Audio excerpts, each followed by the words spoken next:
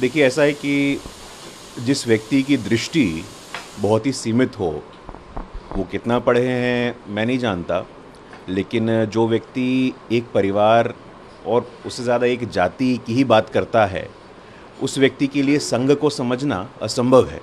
आज दुनिया का सबसे बड़ा स्वयंसेवी संगठन, दुनिया का सबसे बड़ा एनजीओ वनवासी क्षेत्रों में काम कर रहा है, तो कौन कर रहा है? वनवासी कल्याण आश्रम। देश का सबसे बड़ा, सबसे पुराना छात्र संगठन कौन है? तो अखिल भारतीय विद्यार्थी परिषद। राष्ट्र का सबसे बड़ा मजदूर का संगठन कौन है? तो भारतीय मजदूर संघ। दुनिया की सबसे बड़ी पॉलिटिकल पार्टी कौन है? तो भारतीय जनता पार्टी। तो जिसको पूरे दुनिया में, पूरे विश्व में सम्मान मिल रहा है, उसको कोई बिहार का एक छोटी सी पॉलिटिकल पार्टी का एक जाति की बात करने वाले लोग, समाज में विभेद पैदा करने वाले लोग टिप्पणी करें, मुझे लगता है कि उस पर हम लोगों को प्रतिक्रिया देना हम लोगों का वेस्ट ऑफ टाइम है, वेस्ट ऑफ एनर्जी है। उनकी सीमित दृष्टि है, उनका जो पर्सपेक्टिव है बहुत ही लिमिटेड है। उनकी शैक्षणिक योग्यता क्या है, उनका अनुभव क्या है, इस पर मैं टिप्पणी नहीं करूंगा। लेकिन आज कोई भी विपदा या आपदा आती है तो सबसे पहले, बाढ़ हो, सुखाड़ हो, सुनामी हो, सबसे पहले यदि आपको कोई व्यक्ति दिखता है तो वो गणवेश में संघ के स्वयंसेवक दिखते हैं। और बाकी ये लोग जो टिप्पणी करते हैं अपने राजनीतिक लाभ नुकसान को देखते हुए करते हैं। इन पे मेरा कोई भी बयान देना, कोई भी शब्द बोलना, ये मेरे लिए एक वेस्ट ऑफ टाइम होगा। एक और गिरफ्तारी कल हुई है, कैसे देखते हैं? 4 जो जुड़ते जा रहे हैं, व्हाट्सएप चैट में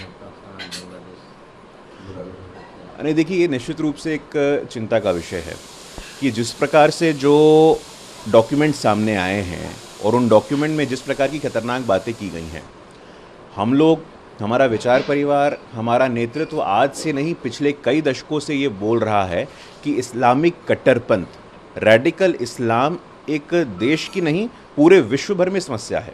स्वीडन में देखिए क्या हो रहा है, जर्मनी में देखिए क्या हो रहा है, यूरोप के कई सारे देशों में मल्टीकल्चरलिज्म के नाम पे जो आतंक हो रहा है, मुझे लगता है कि आज इस्लामिक कट्टरपंथ एक वैश्विक समस्या है, कोई देश की समस्या नहीं है। और निश्चित रूप से हम आग्रह करेंगे केंद्र की जांच एजेंसियों से, स्टेट की जांच एजेंसियों से कि पूरे समन्वय के साथ काम करें और जो भी लोग इसमें आरोपित पाए जाएं, इंगित पाए जाएं, उनके खिलाफ सख्त से सख्त कार्रवाई हो, हम ये सुनिश्चित करेंगे। यशवंत सिन्हा ने कहा कि मैंने मुख्यमंत्री को सपोर्ट के लिए फ़ोन किया था, लेकिन उन्होंने फ़ोन ही पिक नहीं किया, मुझसे बात नहीं। देखिए, कितना बड़ा महापाप कर रही है राष्ट्रीय जनता दल। राष्ट्रीय जनता दल जिनका मूल आधार, जिनका मूल स्तंभ किसी ज़माने में सामाजिक न्याय हुआ करता था, अब तो वो पारिवारिक न्याय हो गया है।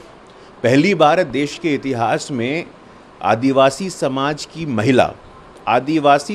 की महिला को पहली बार भारत के राजनीतिक इतिहास में सर्वोच्च संवैधानिक पद पे जाने का अवसर मिल रहा है।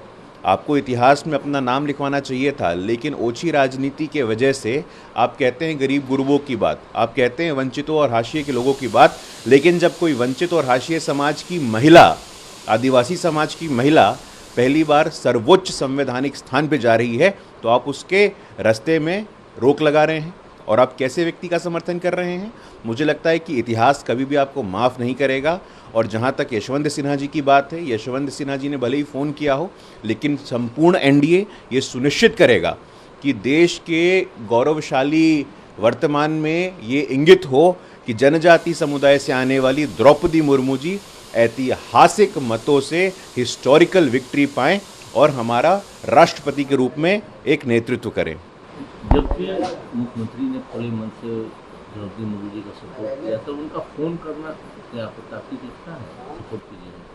नहीं, देखिए, वो तो स्वाभाविक है, वो विरोध में हैं, वो उनका प्रयास करेंगे वो। लेकिन देखिए, ये it's a writing on the wall, अंग्रेज़ी में कहते हैं it's a writing on the wall. ये दीवार पे लिखी हुई चीज़ है कि रिकॉर्ड मतों से जनप्रतिनिधियों ने ये ठाना है कि द्रौपदी मुर्मू जी को राष्ट्रपति भवन पहुंचाना है और आदिवासी समाज को सम्मान देना है। पहली बार देश के इतिहास में कोई बन रहा है भाई, ये हम सब के लिए एक गौरव का पल है, हम सब के लिए एक गौरव की अनुभूति है। और इतिहास इन लोगों को कभी माफ़ नहीं करेगा जिन्होंने सामाजिक न्याय के नाम पे सिर्फ अपने परिवार को बढ़ाया है, परिवार को सत्ता की चाबी सौंपी है, वो आदिवासी समाज की महिला को राष्ट्रपति बनने से रोक रहे हैं।